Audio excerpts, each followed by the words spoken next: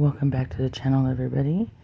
Today we will be making some coasters for the Crafty YouTubers United Easter Spring collaboration. I hope I get this video finished in time and I can still get it uploaded and into their list. I'm running a bit behind, I apologize. But I'm going to use the Hanson's, I'll put the link below. The pastel paste, I think it's Haskins. I'm going to use it. It's a 6-piece set. You get peach, purple, pink, green, blue, and yellow. And I have my deep 6 pocket. Okay, we're just going to call it a pocket. The deep 6-piece coaster molds here. My brain isn't braining today. So I mixed up 6 different cups of resin, one with each color. And then I added a little clear resin. I kind of wanted to get kind of a milky wispy effect to it.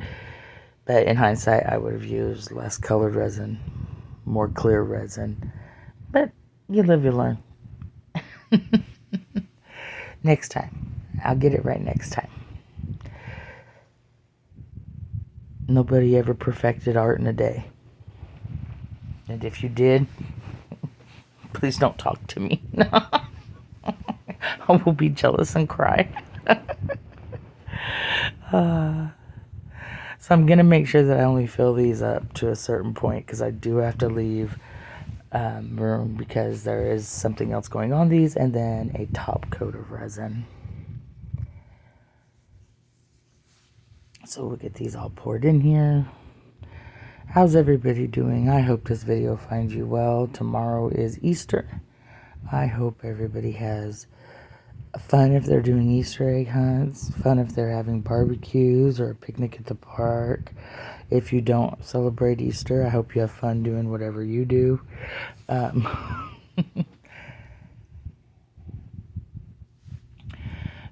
yes, we'll get this all put in here. I'm trying to get as much of it in because I don't want any waste.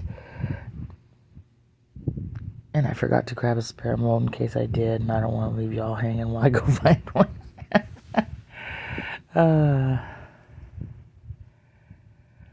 Now, I was going to make these cute little bunny ear jars that I got. But something's not right about the topper to that mold. I poured the jar cured fine, used the exact same resin from the jar pour.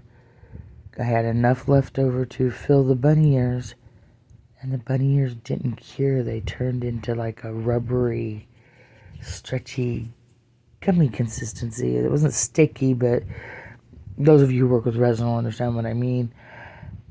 Now, I've poured them multiple times since trying to correct it, and there's just something, I don't know what's going on, if it's the shape of the ear mold or what, but the fact that they just will not cure. I'm very, very precise with my measurements when it comes up to my resin because I don't want to be throwing things in the freezer because I screwed up. And for whatever reason, those little ears, every time I try to make them, they don't. They just turn into that gummy consistency or that rubbery consistency, and they don't get hard. I've got a couple sets sitting out there that I stretched out of the ears, out of the mold, that have been sitting there for over a week, and nothing. They're still stretchy and rubbery. They're still the exact same consistency as when I demolded them out of the mold 2 days after I poured it. So I don't know if there's an issue with the mold, because I know it's not my resin. This is the same brand of resin. I was cautious about the amount of pigment because, you know, it's a tiny mold, so it's just a little teeny tiny bit of pigment that goes in there. I even tried doing one in clear, so I know it's not a pigment problem. And it's just, yeah, those ears just will not cure right. I don't know what's going on. If anybody's run into this issue with any type of mold where it just absolutely would not cure right, is it a silicone issue maybe? Maybe that's, I mean, come on, it's Temu. We know we're not getting 100% silicone on some of those molds. There's other stuff mixed in with them. Because a lot of those molds you can feel like a plastic substance in there. But yeah, I don't know. But if anybody else is running into this problem, please let me know if you know what's causing it and if there's a way to fix it. Now, I've sped this part up because this would take all day. But I have these little rub-on stickers, and they're little Easter stickers. They got bunnies and animals and little sayings. And in hindsight, I really should have paid attention to that top one that I just put on better. Because, yeah, no. What I didn't notice while I was doing that was the fact that some of the letters were the exact same color as the background and you couldn't see them. So, yeah, that was an epic fail. But we're going to go ahead and get these all rubbed on here. I don't know if you noticed, but my voice is a bit better. It's getting there. I still feel like crap, but my voice is definitely recovered quite a bit.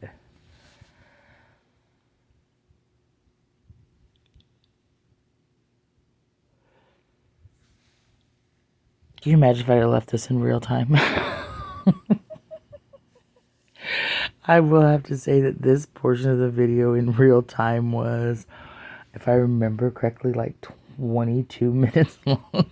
Good grief. Or 26 minutes long, excuse me. It was terrible.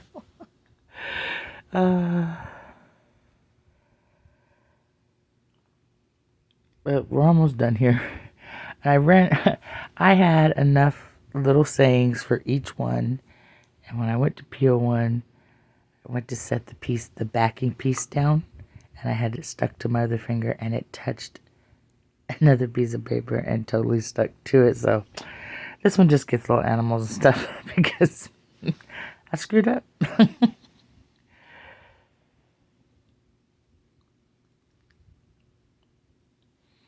There we go, and I've got just some clear resin with a little bit of glitter in it, just to top coat them. I'm going to get these filled the rest of the way up.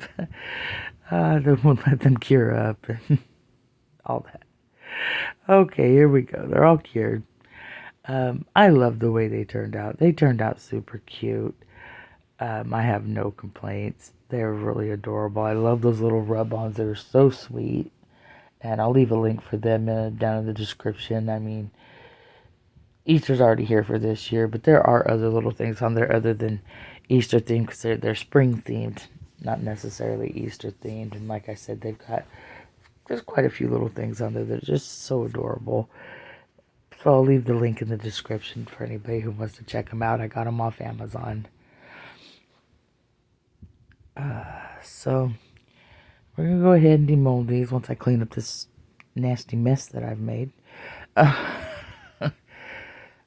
Yeah, I do love those pigments, you guys. They're so pretty. And you can see the little bit of sparkle. Hopefully the camera catches it.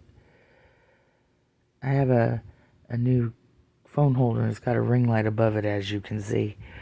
And it sits higher.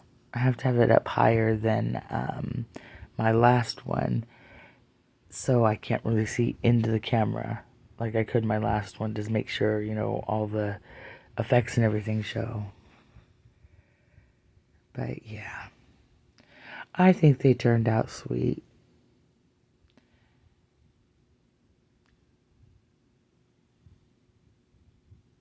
That little saying is so cute. It says, "Forget the eggs. I'm here for the chicks." Or, "I'm hunting for chicks," something like that. There, you can catch a little bit of sparkle on that one.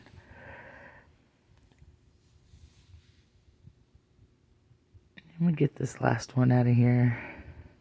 Pop the mold back around. Yeah, there we go. It says, "Welcome Spring." If that ain't the most welcoming spring picture. And I do have favorites. I do. These two are absolutely my favorites. Now, a little known fact about me, even to family. Don't tell them. But my favorite pastel color is peach. Anything really pale peach, and I'm here for it. Okay, so I'm going to get my deburring tool and deburr the edge of this. I've never used a deburring tool. Sorry I'm out of camera, but I'm not a fan. Do not like the deburring tool. It's awkward. It's chunky. It's really a pain in the butt to use. I'm sure with practice I would be able to use it better, but yeah, I just don't have the patience for all that. So I'm gonna go ahead and use my my knife. Yep, that was not any better of an idea. I ended up trimming off too much and really screwing up two of these. So in the future, I will remain doing that the way I usually do it. On the bottom of a project, I don't mind using my X-Acto knife. But on the top of a project, not 100% the best idea, because you can't hide as many flaws on the top as you can on the bottom. So in the future, I will definitely be grabbing my big nail file, because it was such a small edge, and just shaving it off with my nail file. Yeah. Do not do as I do. Please just take the advice. Now, those of you who can use a deburring tool, kudos to you. So I got these Resiners chrome markers. I usually use the Let's Resin chrome markers because I will give them credit the fact that that's really good markers. And when I first got into all this, before I saw about a thing or two with Let's Resin, I loved the markers, so everybody was using them, so I bought them. But unfortunately, the other day, I was using it on a tray that somebody had ordered, and the lid popped off, and I still have not found the lid, so my son was sweet enough to order me these. And this one has silver, copper, rose gold, and gold. And I was really interested in the rose gold, especially for these. I couldn't decide between copper and rose gold at first, but the rose gold won out. It really did. Sadly, you guys can't see the full effect of the pinky gold in the camera, I don't think. I hope you can, but I mean, even to the naked eye, you really don't see it until it fully dries. Because you know these chrome markers don't dry in a second. But yeah, you'll see. These first two, I really, yeah. And I definitely should have prepped the marker before the video. I forgot how long it could take to get the paint down into the tip.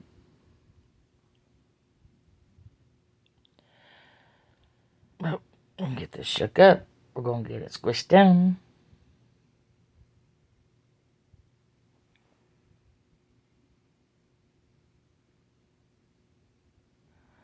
My apologies, my TV caught my attention.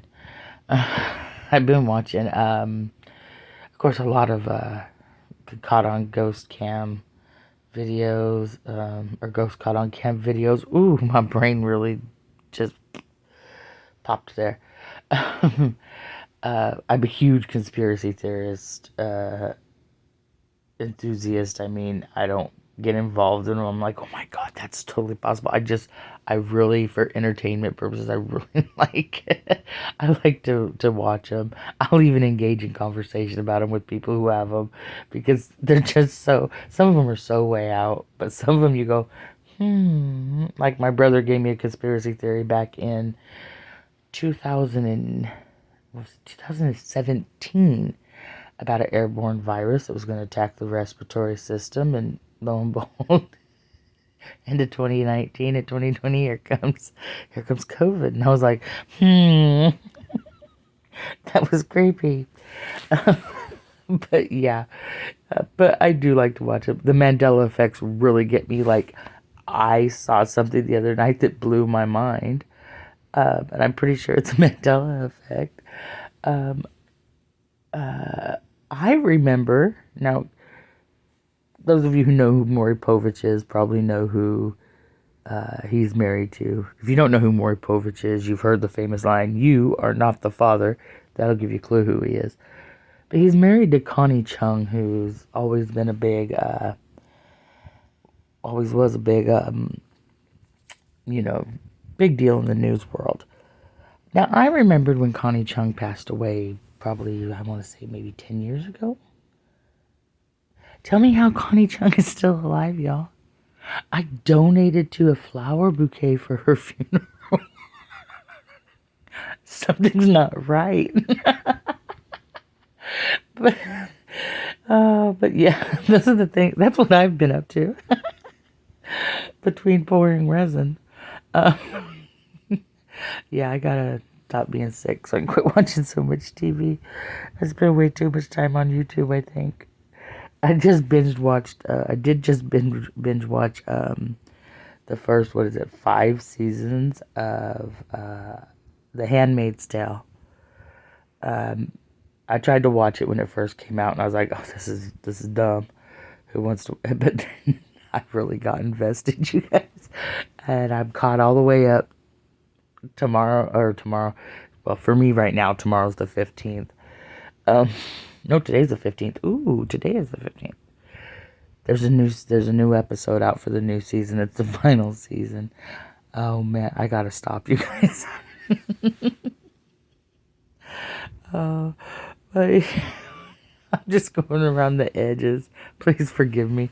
I'm just going around the edges here with this rose gold marker. And I noticed, oddly enough, going backwards gave me a much more definitive line. I was like, what in the world is going on with my marker? Yeah, and then I noticed a spot missing right there. But yeah, another thing I've been like really hardcore watching is I don't know if any of you know about the Ruby Frankie case. She was a momfluencer. That's what they called her. She was had a YouTube channel called 8 Children, I think it was called, or 8 Passengers, something like that. But her and her partner in crime there, they just went to prison for half of forever for the horrible things they were doing to the children on they were Ruby Frankie's biological children, but they just went to prison. I think it was for like 30 years for the horrible things they were doing. I'm so glad they demonetized the family videos on YouTube, because hopefully it'll stop a lot of the abuse of children that those channels have just been opening up loud about the abuse and stuff that goes on behind the scenes. Because she's not the first one to go to prison for what she was doing to those children for content. That's the end of our video. Have a nice night. Bye-bye.